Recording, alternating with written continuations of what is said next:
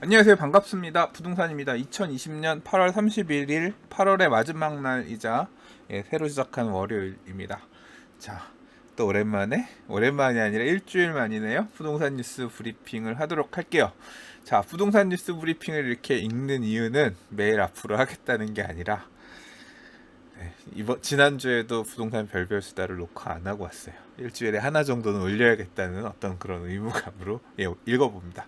어, 녹화 안 하고 온 이유는 코로나19 때문에 아무래도 그 촬영하는 네오비 TV 사무실이 많은 분들이 계시거든요. 근데 좀 제가 가면 민폐일 수 있어서 예, 그래서 좀 그래서 거리감을 두고 코로나가 어느 정도 안정될 때까지 예, 별별 수다는 조금 녹화를 미루도록 하겠습니다. 대신 이렇게 되는 대로 또는 뭐 실시간 방송 등을 통해서 부동산 TV에서 영상 콘텐츠들은 좀 준비해 보도록 할게요. 자, 그럼 오늘 뉴스들 어떤 거 있는지 읽어보도록 하겠습니다.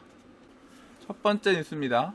김현미 국토교통부 장관은 청년들이 영혼까지 끌어모아서 돈을 마련해서 집을 사는 것보다는 앞으로 공급될 물량들을 기다렸다가 분양받는 게 장기적으로 도움이 될 것이라고 이렇게 말씀하셨다고 하는데요. 제가 이 뉴스를 보고 나서 조금 약간 이건 좀 부적절한 발언이 아닌가. 예. 글 쓴 것처럼 국토부 장관으로서 정말 좀 책임 없는 말씀을 하신 게 아닌가 생각이 해서 일단 첫 번째 토픽으로 꼽아봤습니다. 사실 그러니까 영끌을 해서 집을 사는 것은 좀 신중했으면 좋겠다. 라는 이야기는 뭐 충분히 하실 수 있는 이야기라고 생각합니다. 저도 어떻게 보면 비슷해요. 왜냐하면 이게 이 선택이 잘 되면 좋은데 안 되면 진짜 멘탈 탈탈 털리고 인생이 진짜 불행해지거든요. 그렇기 때문에 이런 말씀은 하실 수 있다고 생각하는데, 근데 뒤에 말씀하신 부분, 공급될 물량을 기다렸다가 분양받는 것이 장기적으로 도움될 것이다 라는 말은 경솔한 발언이라고 생각해요. 왜냐하면 정부가 장기적으로 청약을 기다리고 있는 20대, 30대들에게 충분히 공급할 수 있을 만큼 많은 주택을 공급할 수가 물리적으로 없기 때문이에요. 지금 청약 가점 커트라인 수준하고 청약 경쟁률만 보더라도 이런 얘기를 할 수가 없죠. 경쟁률 100대 1 나온다는 얘기는 하나는 줄 수 있고 99명은 못 받고 있다는 얘기인 거잖아요. 이렇게 경쟁이 많은 건데 그 많은 나머지 숫자들이 원하는 주택을 다 줄 수 있나요? 줄 수 없잖아요. 그러니까 지금 이런 마음을 가지고 영끌을 해서 집을 사는 분들 청약을 하다 보면 야 이거 가점 커트라인으로 나는 안 되겠다. 나는 30대라고는 하지만 워낙 높은 경쟁률 때문에 공공분양 이런 것들도 특별공급 넣으면 생애 최초 이런 특별공급 경쟁률 보면 암담하잖아요. 결국 떨어지면 안 돼서 내 집이 안 돼서 결국은 그러면 시장에 돌아와서 집을 사야 되나? 영끌해서 사고 싶어서 사겠어요 이분들도? 청약에선 배제된 것 같다는 느낌이 드니까 영끌해서라도 사는 거잖아요. 이분들의 조급함을 충분히 이해하지 못하면서 너무 경솔한 발언을 하신 게 아닌가 생각이 돼요. 첫 번째 토픽으로 꼽아봤습니다. 두 번째 이야기예요. 빈집 정비 사업이 법률에 따라서 추진된 지 만 2년이 지났는데 뭐 다들 비슷하시겠지만 크게 가시화된 느낌은 없을 거예요. 이 법이 2018년 2월 9일부터 시행이 됐죠. 빈집 및 소규모 주택 정비에 관한 특례법. 아무래도 빈집 정비 사업은 공공이 주체가 돼서 하는 사업이다 보니까 좀 낯설 수밖에 없을 거예요. 소규모 주택 정비 사업, 민간이 하는 요거에 비해서는 아무래도 좀 접점이 없으니까 그럴 수밖에 없겠죠. 자, 아무튼 빈집 특화 재생 시범 사업 대상지를 선정해서 본격적으로 빈집 정비 사업 추진을 도모하려나 본데요. 이번에 빈집이 밀집된 지역을 중심으로 시범 사업지를 5곳 선정했다고 합니다. 5곳 지방 포함해서 5곳이고요. 뭐 수도권에서는 서울 서대문구, 그 다음에 경기 동두천시, 인천 동구 등이 선정됐다고 합니다. 자, 빈집 특화 재생 시범 사업의 유형은 크게 두 가지인데요. 빈집 거점 개발을 포함해서 주변 지역을 함께 재생하는 면단위 사업, 그리고 빈집 거점 개발에 인정 사업을 결합해서 추진하는 점단위 사업. 이 인정 사업이 뭔가 했는데 뭐 소규모주택 정비 사업 같은 거 이런 게 묶어가지고 같이 하는 그런 사업을 말하나 봐요. 아무튼 이 두 가지가 크게 두 가지인데요. 이 면 단위 사업이면 조금 광범위하게 한다는 거고, 일종의 우리 과거의 뉴타운 뭐 이런 느낌처럼 조금 면적을 두고 하는 건가요? 점 단위 사업이면 뭐 조금만 붙여서 한다는 거겠죠. 근데 이거 내용만 봐도 좀 확 와닿지는 않아요. 자, 서대문구 시범사업지에 대한 설명을 보면 빈집이 밀집된 상가 아파트를 도시재생 인접사업과 연계해서 도시재생형 건축물 정비 추진하고, 빈집과 빈상가를 철거해서 공공임대주택 및 공공임대상가 등을 공급함으로써 기존 거주자의 내몰림 방지 및 주거환경 개선을 하겠다라고 했는데, 조금 뭔가 면적을 두고 이거저거 정비한다는 얘기인 것 같아요. 근데 좀 약간 이해가 안 가는 게, 빈집하고 빈상가면 세입자가 원래 없는 거 아닌가요? 근데 무슨 기존 거주자 세입자 내몰림 방지하겠다는 건지는 살짝 예, 그러니까 이런 빈집들이 아무래도 좀 많이 드문드문 껴있는 집합 건물 이런 것들을 정비하겠다 그러면 세입자들 일부 있을 테니까 그 세입자들을 보호하면서 전체를 어떻게 뭐 리모델링을 하든 아니면 철거라 그랬으니까 철거하고 건물 새로 짓는 뭐 그런 형태이지 않을까 싶은데, 이 시범 사업지가 어딘지 딱 적시가 되어 있다라고 하면 여기가 그런가 보다 하고 대략 형태 보고 감을 잡았을 텐데, 이 제시된 뉴스의 사례만 봐서는 잘 모르겠더라고요. 서대문구 같은 경우는 얼핏 떠오르는 게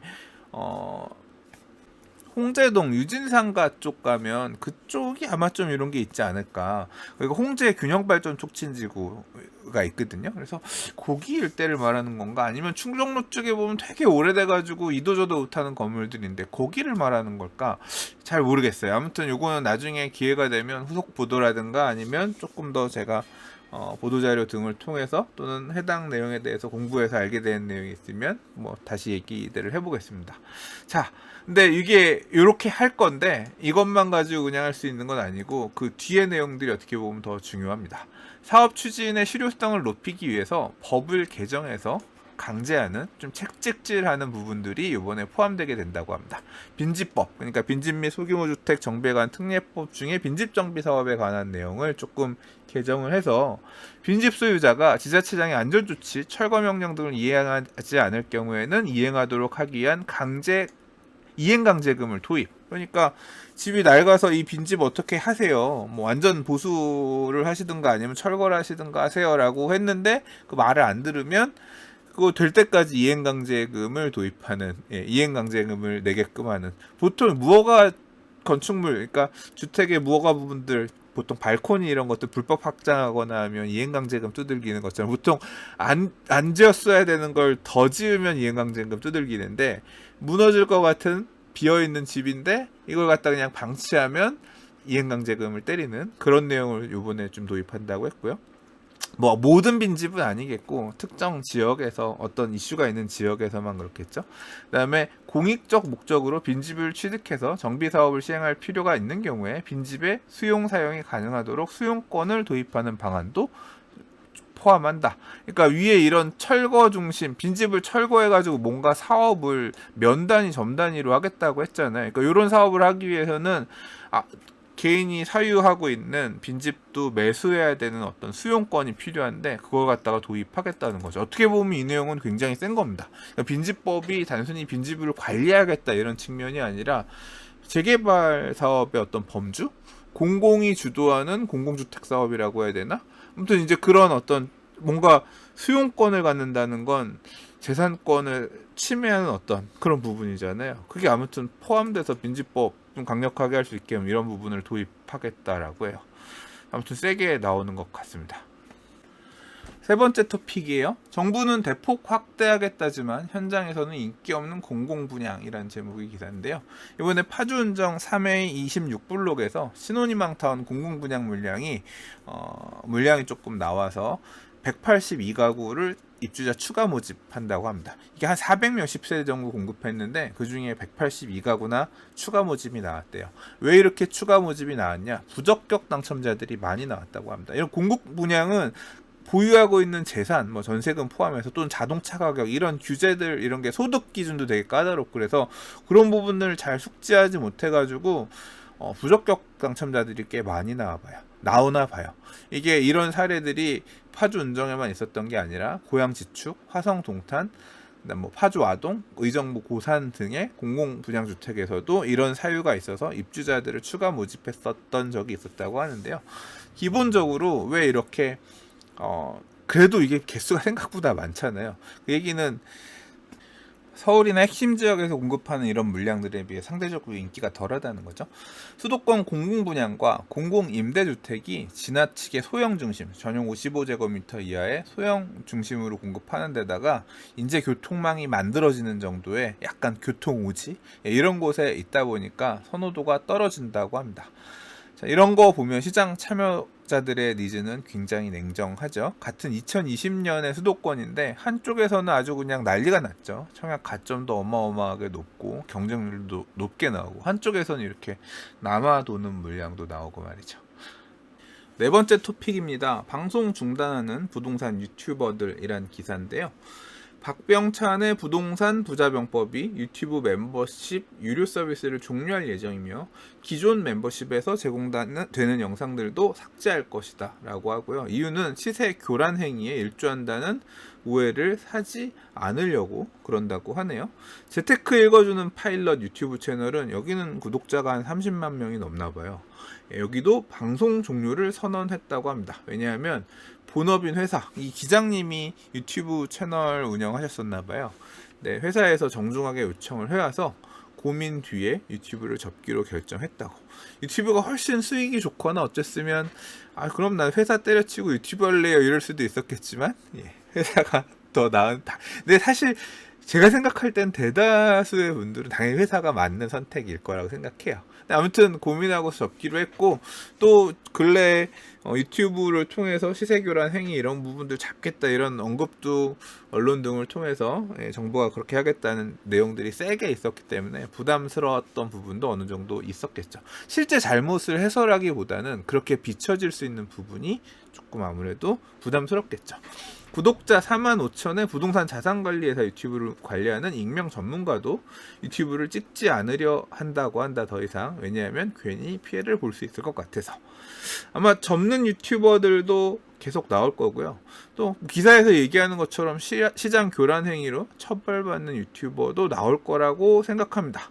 근데 한편으로는 뭐 오해를 산다고 표현들은 되었지만, 한편으로는 저는 실제로 이 유튜브 판에도 부동산 유튜버들 중에서 부적절하게 시장 교란 행위를 하고 있는 유튜버들 엄연히 있다고 생각합니다. 뭐 따져보고 잘못한 게 있으면 처벌 받겠죠. 그런데 사실 보시면 아시겠지만 제가 유튜브 영상 올해 초부터 제대로 안 올리고 있죠. 잘 안 올려요. 이유는 뭘까요? 몇 번 얘기한 적이 있는데, 이게 해보니까 시간과 에너지는 엄청 소모되고, 또 영상의 퀄리티를 높이겠다고 찍는데 또 편집하는데 시간 들이기 시작하면 이게 끝도 없거든요. 그래서 생각보다 이 시간하고 에너지는 많이 소모되는 편이었는데, 제가 이거 한 3년 정도 해봤거든요. 근데 진짜 돈이 안 돼요. 돈이 안 돼. 제가 작년에 열심히 해봤는데, 이거는 앞으로 장기적으로 하더라도 이걸로 통해서 먹고 살고 이런 건 어렵겠다 생각해서 그냥 적당히 취미로 하고 사는 게 맞겠다.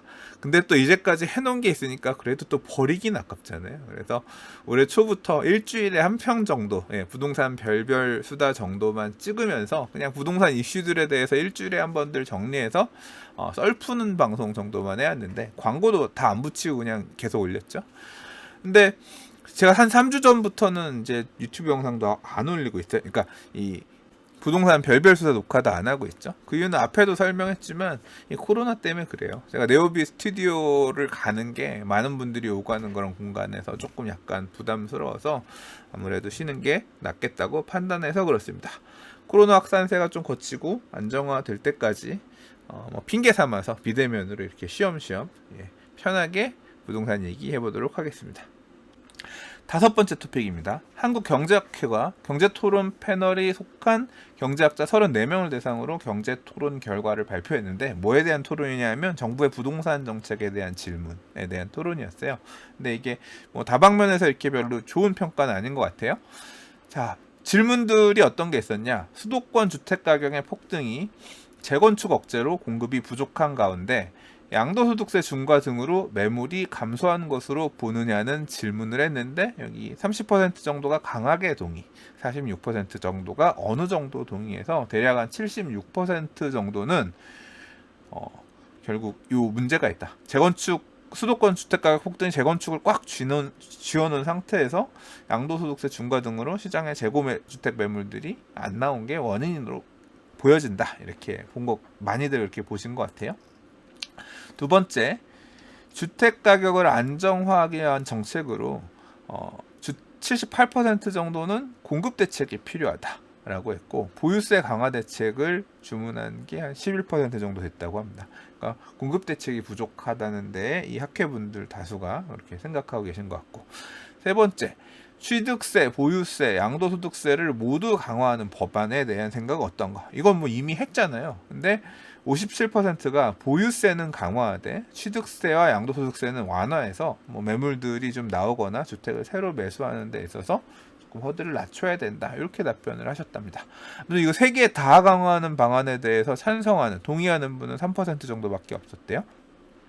그리고 임대차 3법에 대해서도 질문을 했는데 이 임대차 3법이 임차인의 권리를 강화할 것이라고 보냐 아니면 임대 부담만 키울 것이라고 생각하느냐고 질문을 했는데 임차인 부담을 높일 것, 오히려 높일 거라고 생각한 답변이 70%, 임차인 부담을 완화할 것이라고 답변한 경우는 15%.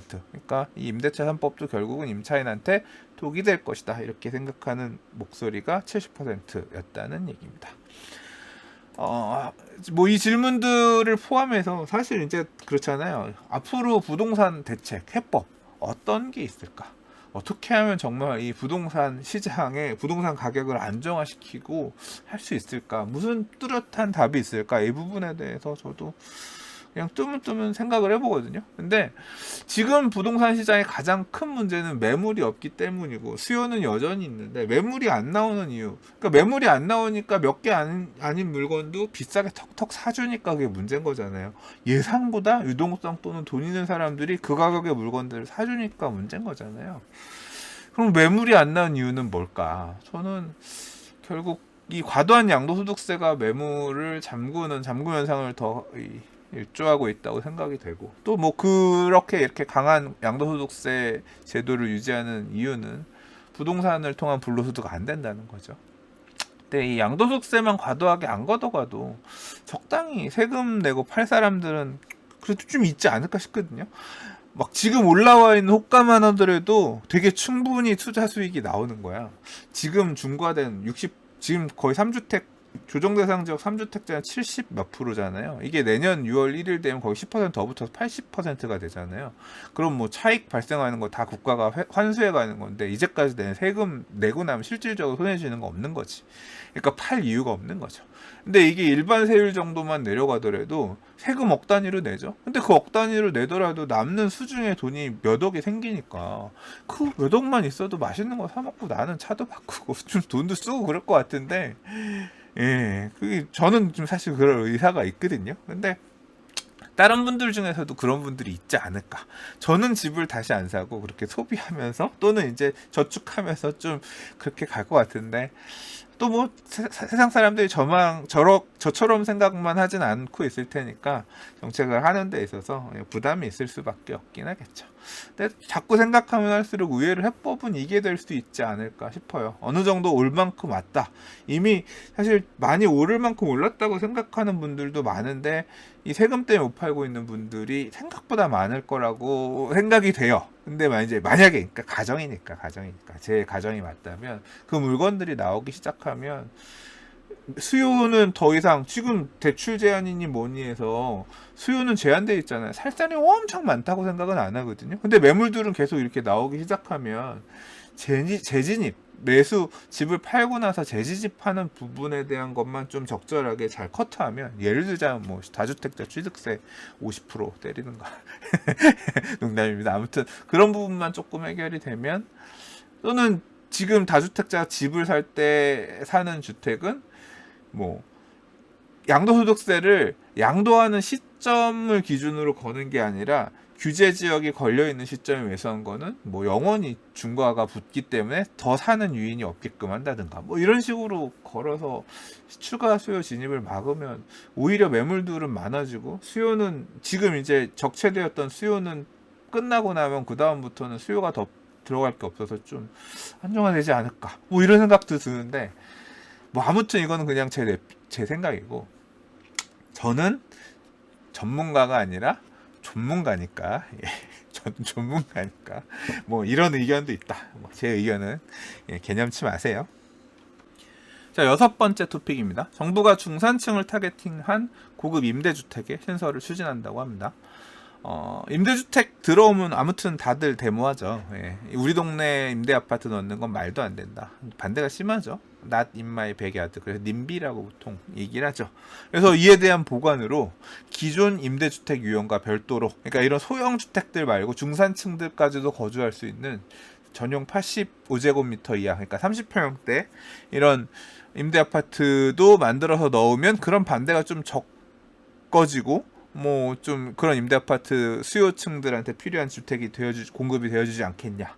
뭐 이제 이런 의견이 나왔나 봐요. 아파트의 면적을 중산층이 서도하는 전용 85제곱미터 이하 수준으로 넓히는 게 목표고, 그러려면 돈이 필요하다. 기본 건축비에 대한 재정 당국의 협의가 필요하다. 국토부에서 이런 임대 아파트 지을 수 있는데 돈 필요하니까 돈 좀 내놔라. 재정 당국에서 돈 좀 내놓을 준비해라. 뭐 이런 요구 주문 뭐 그런 게 있었나 보죠. 근데 보니까 이재명 경기도지사가 꺼낸 기본주택이 딱 이런 개념이잖아요. 중산층들까지 들어가 살 수 있는 공공의 임대주택의 급을 조금 높여야겠다. 3기 신도시의 좋은 지역들은 다 이런 기본주택, 임대주택으로 공급하겠다. 막 이런 얘기 했었잖아요. 자, 그 내용을 국토부가 이게 살짝 시장에 반응이 있는 것 같으니까 국토부식으로 다시 포장해서 이렇게 언급한 게 아닌가 생각이 됩니다. 근데 저는 이렇게 생각해요. 이런 중산층 대상의 중형주택이 앞으로 공급된다고 하더라도 어차피 이런 유형의 공급 물량을 뭐 무한히 넣을 수 있겠습니까? 제한적으로 넣을 수 있겠죠. 뭐 일부 신도시 택지지구에 일정 세대 넣는다거나 아니면 뭐 도심지 안에서도 제한적으로만 넣을 수밖에 없겠죠. 근데 이렇게 공급되는 중산층 대상 중형 임대주택의 임대료가 시장 가격보다 많이 저렴하다면 그거는 받아먹을 수 있는 일부 당첨자들만 혜택이 되고 그 사람들만 혜택이 계속 이어지겠죠. 근데 임대료가 시장 가격에 비해 크게 메리트가 없다면 뭐 누가 여기 들어가겠어요? 자리 잡지 못하고 사라지겠죠. 참고로 오세훈 시장이 도입했었던 한 10년 조금 전에 2008년, 7년, 8년 그때 도입했던 거죠. 2008년인가? 20년간 살 수 있었던 장기 전세주택 SHIFT, 시프트도 중대형평형 같은 경우는 SH 쪽에서 적자가 계속 나면서 그러니까 대형평 이게 시프트가 전용 85만 있는 게 아니라 그거 초과하는 면적도 있었을 거예요. 그건 그래서 앞으로 더 이상 유지 않겠다. 기존에 있는 거는 가져가지만 이제 그 살다가 나간 집들 같은 경우는 다른 형태로 손해가 안 나게끔 뭐 바꾸겠다 이런 식의 기사들을 제가 작년 재작년에 좀 봤던 것 같은데요. 충분한 물량을 어차피 이 중형주택 공급하기 힘들 거 아니에요. 그 때문에 결국은 받아먹을 수 있는 일부만 혜택이 갈 건데 어차피 정해진 재원을 가지고 써서 어떤 복지 차원에서 임대주택 공급을 하려고 생각하면 저는 이런 소형주택 공급으로 가는 게 맞지 않나. 글쎄요. 그게 맞지 않을까 싶은데 아무튼 이렇게 논의가 됐고 언급됐기 때문에 분명히 나올 거예요. 뭐 나오면 혜택 보는 분들은 보시겠고 받아 먹을 수 있는 분들은 잘 받아 먹는 게 또 지금 시대의 패러다임 각자 도생 아니겠습니까? 자, 7번째 토픽입니다. 금융위기 때보다 심한 상가 공실률이란 토픽인데요. 굳이 지금 시점에 말하지 않아도 다 아는 내용이죠. 상가시장 코로나19 이렇게 심각한데 암울하겠죠. 저희 동네만 하더라도 가게들이 계속 비고 있고요. 명동 이런 데 가면 사람 한 명도 없는 거리를 사진 찍어가지고 올렸는데 진짜 참담하겠더라고요. 자, 임대 수익률 당연히 안 좋아졌겠죠. 예, 상가 권리금 낮아졌겠죠. 예, 모두 낮아졌다. 통계로도 그렇게 나타난다고 하고요. 한국감정원 통계를 통해서 보니까 그랬대요. 특히 이 중대형 상가 같은 경우는 2009년 금융위기 직후 공실률이 한 11% 중반 정도 됐는데 20년 2분기 공실률이 12% 정도로 오히려 그때보다 더 높은 수준. 그러니까 금융위기보다 지금 상황이 더 안 좋다는 얘기입니다. 권리금 있는 상가의 비중이 2018년 말에 69.6%였는데 한 70%. 그러니까 10채 중에 7채는 권리금이 있는데 3채는 권리금이 없는 무권리 상가였다는 거죠. 19년 말 기준으로는 이게 61%. 그러니까 한 10채 중에 상가 10개 중에 4개는 권리금 없는 가게로 이렇게 바뀌었다는 거예요. 근데 지금 아마 계산하면 이거는 지금 2019년 말이잖아요. 코로나가 2020년부터였으니까 이거 지금 계산하면 훨씬 더 악화됐을 것 같은데요. 10집 중 4집이 권리금 없는 게 아니라 뭐 5집, 6집. 이거 뭐 봐야 알겠지만 더 상황은 안 좋을 것 같아요. KB금융지주경영연구소는 최근 발간한 보고서에서 시중 유동성 확대, 주택시장 규제 강화 등에도 불구하고 상권 침체로 인해 보수적 투자 성향이 강해지며 매수세는 감소할 가능성이 더 높은 상황이라고 분석을 했는데요. 자, 주택시장도 보면 이런 보고서들 나올 때 앞으로 주택시장 안 좋을 거예요. 수요자들은 별로 안 올 것 같아요. 이런 얘기들이 나올 때가 진짜 기회였죠. 저도 진짜 그 시절에 쫄아가지고 집 더 살 생각, 집 투자할 생각 이런 거 상상도 못했었는데 그때를 돌이켜본다면 이런 진짜 공포감에 쩔어서 죽는 소리 나올 때가 상가도 가격이 바닥을 치고 또 한번 접근해 볼 만한 그런 시기일 수 있거든요. 와, 확 상가 한번 질러봐. 예, 들어가 보고 싶은 용기를 내보고 싶지만 주머니에 돈이 없네요. 사실 8월 말까지 지난주에 세금이랑 뭐 이거저거 낼 것들 냈거든요. 예, 그 대출 받아서 냈어요. 예, 그런 상황입니다. 아마 비슷비슷들 하실 거예요. 제 친구도 얘기하고 그랬었는데 이게 자영업자분들이 이제 전년도 지금 8월 말까지 냈어야 되는 게 전년도 소득세, 종합소득세들 내고 있거든요. 그러니까 작년까지는 그럭저럭 됐는데 올해 상황 안 좋은데 돈을 쌓아놨으면 좋은데 또 이게 그렇게 쌓아놓지 못하고 벌어서 낼 생각 이렇게 돌아가는 경우들도 많이 있잖아요. 이제 그런 문제 때문에 올해는 최악 장사 잘 안 돼서 힘든데 작년에 벌어둔 거에 대한 세금 내면서 더 힘들다 뭐 이런 얘기들 하기도 하는데 좀 대출이라도 좀 더 해줬으면 좋겠는데 대출도 틀어막고 그래서 곤란하신 분들 좀 많이 계실 것 같아요. 8번째 토픽이에요. 3기 신도시 고양 창릉, 그 다음에 부천 대장지구 도시 기본 구상이 완료되면서 3기 신도시 밑그림들이 모두 완료됐다고 합니다. 창릉지구는 해양건축 컨소시엄, 그 다음 대장지구는 DA그룹 컨소시엄들이 가져왔는데요. 3기 신도시 관련된 정보는 제가 요거 딱 페이지 www.3기신도시.kr 한글 주소예요. 예. 여기가 지금 부동산 카페에다가 요거 알림마당 여기 보시면 청약시청 알림이라고 해서 이거 이벤트 광고해주고 계시거든요. 그래서 겸으로 보너스 서비스로. 예.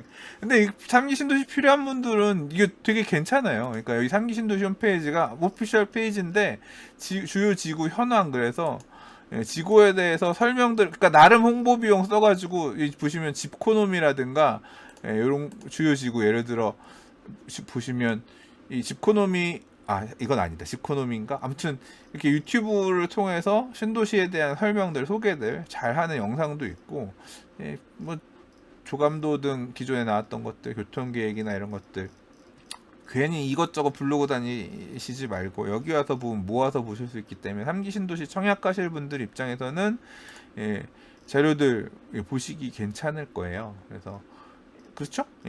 그래서 요 3기 신도시 홈페이지 알림이 청약 신청 알림이 해놓으시면 내년에 청약할 때 문자로 알려준다고 하니까 이것도 청약 필요하신 분들은 요 알림이도 해놓으시고 주요 지구에 대한 설명들도 보시면 되겠다. 그리고 뭐 계획 뭐 이런 식으로 지금 기본 설계 모양들 나왔나 봐요. 아까 지금 발표했다는 내용이 이거겠죠. 저도 이제 좀 꼼꼼히 자료들 놓고 한번 보도록 하려고 합니다. 3기 신도시의 밑그림들이 모두 완료됐다. 3기 신도시 홈페이지 가셔서 보셔라. 그 내용이 전달하고자 했던 메시지예요. 자, 오늘 준비한 마지막 기사입니다. 신고가가 속출하는 아파트 거래 가격들.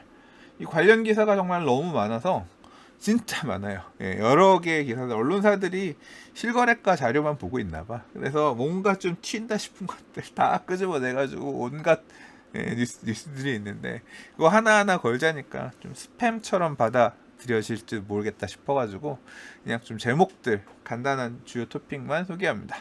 똘똘한 한 채 신고가, 성남은 15억, 안양은 11억, 구리는 9억 찍었다, 이런 얘기도 있었고요. 그 다음에 반포 잠원 대치에 이어서 개포도 전용 84제곱미터, 그러니까 30평형대죠. 아파트가 30억 클럽, 30억을 찍었다고 합니다. 뭐 반포는 아크로리버파크 얘기고, 지금 뭐 대치. 근데 지금 이 개포는 어디를 얘기하냐면요. 이게 그래서 저는 DH 아너힐즈였나 싶었는데 그게 아니라 DH 자이개포, 지금 공사하고 있는 단지죠. 여기 전용 84제곱미터 분양권이 30억 원에 실거래됐다고 해요. 일반 분양가가 12억에서 14억 정도였는데 30억에 실거래되면 한 방에 이거 뭐 15억, 16억을 먹은 거죠. 완전 대박 난 거죠. 저 아는 분이 청약통장 이제까지 무주택 유지하면서 가점 유지해가지고, 정확하게는 아는 분이 아니라 아는 분의 형님인데 당첨되셨는데 진짜 인생 힘들었던 거 한 방에 보상 받으시네요. 뭐 근데 강남에 지금 똘똘한 한 채 요새 분양 나오고 있는 청약들 받으시는 분들이 얼추 다 비슷하게 많이 먹을 거예요. 완전 로또죠, 찐 로또. 자, 아무튼 30억 클럽, 이게 10억 클럽, 강북 10억 클럽 소리인데 강남 20억 클럽이 아니라 이제 30억 클럽 시대가 열렸네. 이제 강북 평당 1억 클럽, 이런 말도 만들어지겠다. 성수동 트리마제도 전용 84제곱미터가 31억, 35층이 실거래가가 돼서 30억 클럽에 진입했고, 아무튼 강남에 또는 강북의 핵심 지역의 인기 단지 같은 경우는 30억 클럽이란 말이 지금 나오고 있는 상황이고, 세종시에서도 15억이 넘는, 그러니까 아파트 살 때 대출이 전혀 안 나오는 그런 실거래 사례가 나왔대요. 보람동 호려마을 10단지 중앙 S클래스 전용 109제곱미터가 15억 7천만 원에 실거래가 됐다. 이게 5월 달까지만 하더라도 11억 5천 실거래되는 아파트인데 무려 4억이 올랐네요. 몇십 프로 오른 거야. 이거는 세정 행정복합도시로 행정수도 이전, 이런 얘기들 나오면서 본격적으로 기름을 붓고 부채질 해가지고 달아오르게끔, 아니 활활 타오르게끔 한 게 맞다고 봐야겠죠. 그 외에 노도강, 노원구, 도봉구, 강북구도 속속 10억 클럽에 가입한 아파트들이 나오고 있다. 이 미아뉴타운의 송천 센트레빌 아파트, 영훈 초등학교 옆에 있는 거죠. 제 강영훈이죠, 이름.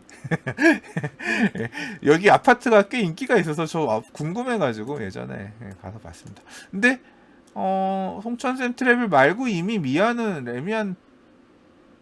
레미안 뭐야 이름? 센터피스가 옛날에 10억 찍었죠. 생각해보니까. 아무튼 뭐 이렇게 찍은 애들도 나오고 있다, 그런 얘기로 보면 될 것 같고요. 꿈의 숲 롯데캐슬도 9억 6천에 실거래되면서, 이것도 새 아파트죠. 10억을 이제 목전에 두고 있고, 노원구 청구 3차는 10억은 옛날에 찍었고 이제 11억 신고가 나왔다는 얘기고, 뭐 전체적으로 기사 그 논조를 보면 거래량은 줄었다, 뭐 5분의 1 토막 정도 났다 그래요. 근데 신고가들은 막 나오고 있다. 비싸게 거래들은 되고 있다고 합니다. 자, 오늘 준비한 부동산 뉴스 브리핑은 여기까지입니다. 이제 내일부터 9월인데요. 날도 신선해지고, 뭐 밤에 잘 때 더워서 뒤척이는 거 조금 나아지겠죠. 코로나로 스트레스가 너무 심해서 저는 호흡하는데 좀 스트레스가 생겨요. 어디 산소 좀 확 이렇게 많이 먹을 수 없나, 그런 생각이 생겨. 마스크 쓰고 다니니까 그런 것들 못 느끼시나요? 코도 좀 막히는 것 같고, 좀 맑은 공기 산소를 좀 많이 마셨으면 좋겠어. 좀 뇌가 산소가 부족해서 그런지 아무튼 여러 가지로 스트레스 있는 분들 많이 계실 것 같은데, 아무튼 그런 이유 때문에 그런 건지는 몰라도 아무튼 제 하반기 삶의 모토는 너무 열심히 하지 말자. 이 스트레스가 심할 때 아프면, 스트레스가 만병의 근원이라고 하잖아요. 아프면 더 힘드니까 조금 고삐를 죄고 막 달리지 말고 조금 쉬엄쉬엄 달리자. 적당히 일하기 싫으면 좀 농땡이도 치면서 쉬엄쉬엄 살자. 뭐 이런 마음으로 조금 살아보려고 합니다. 그런 이유로 인해서 부동산 뉴스 브리핑이 올라오지 않는다면, 이 영상 말고 커뮤니티 탭 가시면 제가 일주일에 월화수목금토금까지 5일 정도는 이 텍스트로 올려드리고 있거든요. 근데 뭐 안 올라오는 날이 있으면 이 부동산 이놈 시키가 일 안 하고 농땡이 피고 있구나, 놀고 있구나, 그렇게 생각하시면 될 것 같습니다. 죄송합니다. 우리 건강하게 이 코로나 위기 잘 극복하고 밝은 얼굴로 만나요. 자, 오늘 준비한 뉴스는 여기까지고요. 만약에 부동산이 내일 커뮤니티 탭에 부동산 뉴스 브리핑 안 올렸으면 뭐다? 농땡이 피고 있는 거다. 그렇게 생각해 주시면 되겠습니다. 자, 붓붓 오늘도 봐주셔서 감사하고요. 좋아요, 구독하기, 알림 설정까지 부탁드리겠습니다. 감사합니다.